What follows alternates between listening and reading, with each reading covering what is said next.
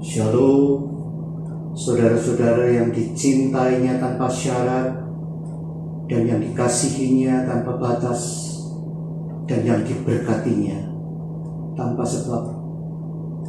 Ada seseorang yang bertanya sama saya, "Wah, semakin ceria aja sampean Mas." Saya jawab, "Jangankan saudara heran, aku sendiri juga heran."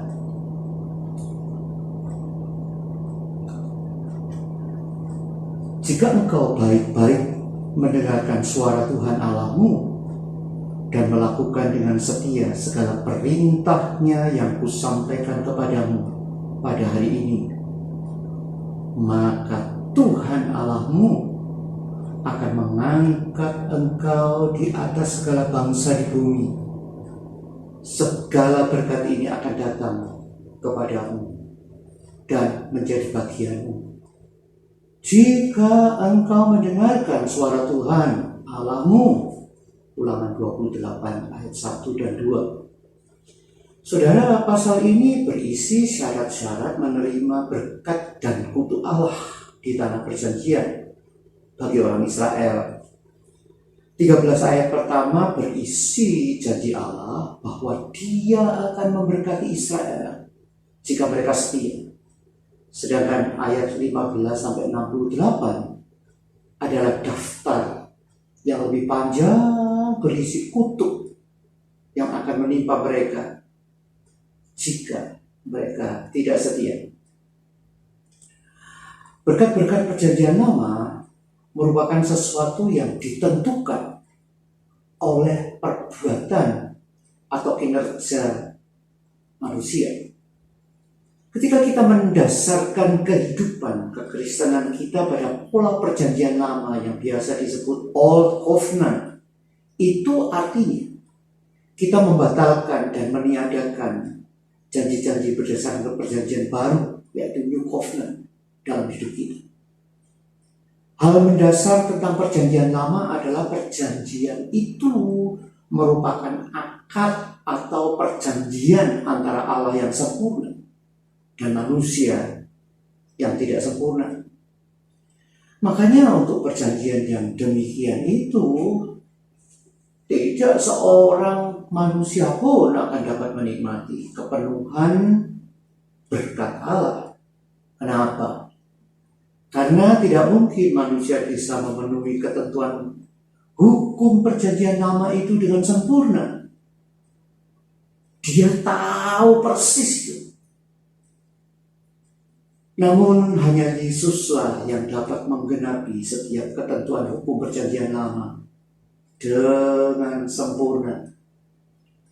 Dialah yang dikaruniai segala berkat tanpa ada kutuk yang menyertai. Makanya Yesuslah yang bisa mewakili kita, membuat tidak ada anak Allah yang diberkati dan dikutuk pada saat yang sama. Penggenapannya mendatangkan atas Dia berkat Allah yang Dia pertukarkan dengan segala pelanggaran kita. Dengan demikian Yesus menanggung segala kutuk yang seharusnya ditanggungkan atas manusia, sehingga manusia dapat menerima segala berkat yang Yesus terima karena kesempurnaannya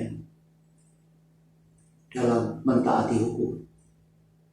Namun sungguh sangat disayangkan karena demikian banyak pendeta atau pemimpin jemaat yang menaruh kutuk atas jemaat dengan alasan mereka telah berkelakuan tidak baik, tidak membayar persembahan dan persepuluhan, atau karena jemaat meninggalkan pelayanan mereka.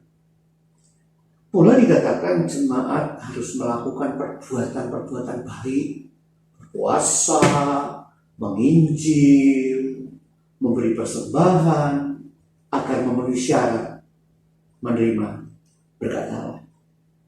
Makanya itu disebut, atau ini disebut merangkul roh perjanjian lama saat menghidupi hidup yang baru.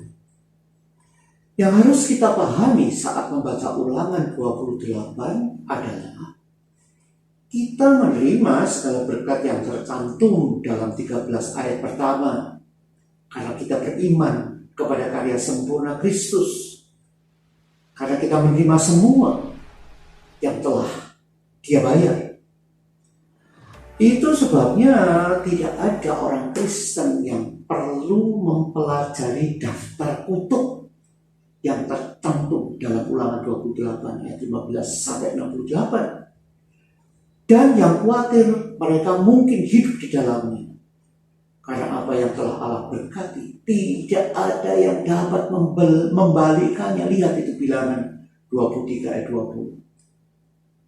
Tapi mengapa ya banyak orang Kristen yang getol sekali mengatakan dan mengajarkan kepada orang Kristen lain bahwa mereka mungkin sedang dikutuk karena perbuatan buruk yang mereka lakukan dalam hidup mereka. Bahkan orang-orang ini menyuruh mereka mengingat dan mendaftar setiap dosa dalam hidup mereka. Perhatikan saudara, jika engkau getol terlibat dalam perburuan dosa, dengar, akan selalu ada satu dosa lagi yang saudara temukan. Kenapa demikian? Kenapa demikian? Hal ini terjadi karena orang-orang tersebut tidak mengerti betapa sempurnanya karya Kristus itu. Kita harusnya selalu memandang kepada Sang Anak yang ada di dalam kita. Bukannya mencatat dengan seksama atau dengan teliti dosa-dosa kita. Alkitab katakan, sebab Kristus adalah ya bagi semua janji Allah. Itulah sebabnya oleh Dia kita mengatakan amin untuk memuliakan Allah. 2 Korintus 1:20. Segala berkat kita terima bukan karena perbuatan baik kita, tetapi perbuatan baiknya Kristus yang ada di dalam kita adalah pengharapan kemuliaan. Kolose 1:27. Nah, inilah yang namanya kasih karunia atau anugerah. Dialah yang melayakkan dan membuat kita memenuhi syarat menerima berkat Allah. Dan Dia tinggal di dalam kita. Jadinya adalah mustahil saudara tidak diberkati tahun sekarang ini dan di sepanjang hidupmu. Dahsyatnya adalah bahwa berkat-berkat Allah adalah ya di dalam Yesus. Karena di bawah perjanjian lama, Israel hanya mengatakan amin atas kutub. Lihat dalam Ulangan 27 yang dikutip dengan 12 ayat yang diawali dengan terkutuklah, terkutuklah, terkutuklah.